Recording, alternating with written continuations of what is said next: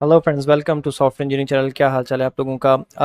आज की इस वीडियो के अंदर हम आज फंक्शंस के टॉपिक को जो हमने स्टार्ट किया था उसी के ऊपर थोड़ी सी आगे की बात करेंगे और हम एक नए कंसेप्ट को देखेंगे और वो है एरो फंक्शंस। ठीक है, एरो फंक्शंस का जो कंसेप्ट है बड़ा आसान सा है और अगर सादा लफ्ज़ों में कहा जाए तो फंक्शन को बनाने का एक सिंपल तरीका है।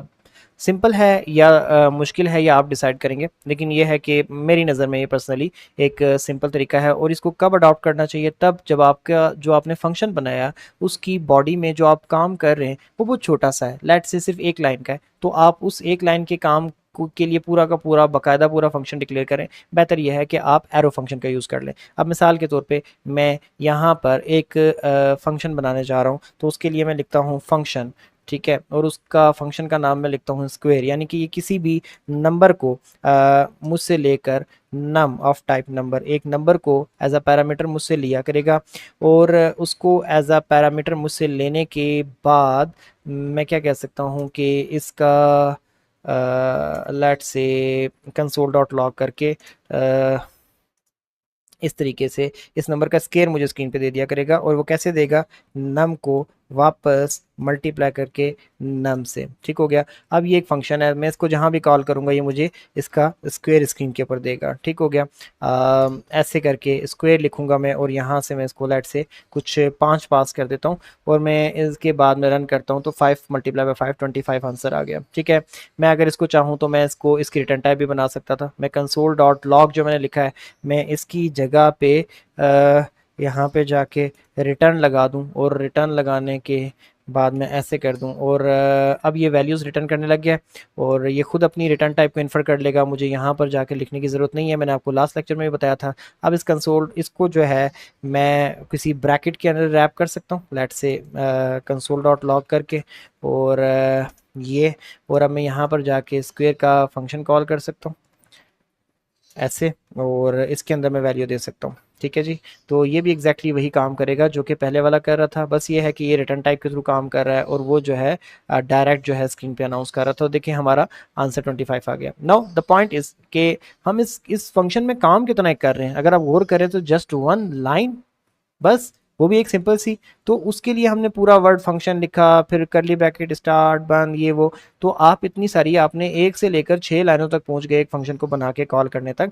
जबकि एरो फंक्शन ये कहता है कि ऐसे छोटे छोटे फंक्शन जिसमें आप काम छोटा सा कर रहे हो, स्ट्रेट फॉरवर्ड सा कर रहे हो, उसको आप 2 लाइनों में भी कर सकते हो। आपको 5-6 लाइनों का इस्तेमाल करने की जरूरत नहीं है। अब यही काम मैंने अगर एरो फंक्शन के थ्रू करना होता तो मैं क्या करता? मैं एक वेरिएबल बनाता, ठीक है, कॉन्स्ट, और उसका नाम मैं रख लेता स्क्वेयर। अब मैं स्क्वेयर नाम तो नहीं रख सकता, लेकिन मैं लेट से इसकी जगह माई स्क्वेयर कर लेता हूँ। ठीक हो गया, या फिर टेक स्क्वेयर। टेक स्क्वेयर, मैं इस वेरिएबल का नाम टेक स्क्वेयर रख लिया और इसके आगे मैं ब्रैकेट बनाऊंगा इज इक्वल टू लगा के, और इसके अंदर जो है मैं जो पैरामीटर लेना चाहता हूँ मैं वो ले लूंगा ऐसे करके नंबर। ये देखें, अब बेसिकली यहाँ तक जो मैंने काम किया ये वो काम किया जो कि मैंने इस पूरी लाइन में किया था, ये वाला। ठीक हो गया कि मैंने टेक स्क्वायर के नाम से एक फंक्शन बनाया बेसिकली और उसके अंदर पैरामीटर के अंदर एक वैल्यू ले ली। इसके बाद अब मैं एरो फंक्शन, इसको इस सिंबल की वजह से कहा जाता है, एक एरो बनाऊंगा इक्वल टू के बाद आगे ग्रेटर देन का साइन है ये, और उसके बाद मैं यहाँ पर जाके क्या करूंगा? Num cross num and that's it, बस ये काम पूरा हो गया। अब ये वाली जो लाइन है ये पूरी की पूरी इसके इक्विवेलेंट है। ठीक हो गया, इसमें फंक्शन का नाम स्क्वायर था, इसमें फंक्शन का नाम टेक स्क्वायर है। जो वेरिएबल का नाम आप रखते हैं वही जो है आपके फंक्शन का नाम बन जाता है। फिर उसके अंदर ये आपने पैरामीटर वाली लाइन लिखी जैसे कि मैंने यहाँ पर ये लिखी थी। फिर उसके बाद जो ये काम मैंने किया ये बेसिकली ये वाला काम है और ये रिटर्न हो जाएगा किस जगह पे? जिस जगह पे हम फंक्शन को कॉल करेंगे। अब इस फंक्शन को कॉल कैसे किया जाएगा? वही तरीका है जो बाकी सिंपल तरीके है।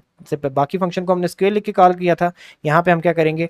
टेक स्क्वायर लेके कॉल कर देंगे और इसके अंदर हम कोई भी वैल्यू यहाँ पे पास कर देंगे। दैट्स इट, ये बिल्कुल वैसे ही काम करेगा जैसे ऊपर वाला काम कर रहा था। मैं इसको रन करता हूँ तो देखें पहली आउटपुट जो है वो 25 आई ये, और दूसरी आउटपुट जो है दूसरे वाले फंक्शन की 36 आ गई। तो ये वाला जो कंसेप्ट है अगर आप देखें तो ये 2 लाइनों में हमने कंप्लीट कर लिया, और इसकी अगर हम बात करें तो इसके अंदर हमने कम से कम 5 लाइनें यूज़ की।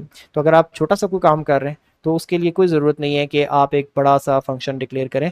आप इस काम को straight forward with the help of arrow function भी परफॉर्म कर सकते हैं। सो आई होप सो कि आपको ये चीज़ समझ आ गई होगी।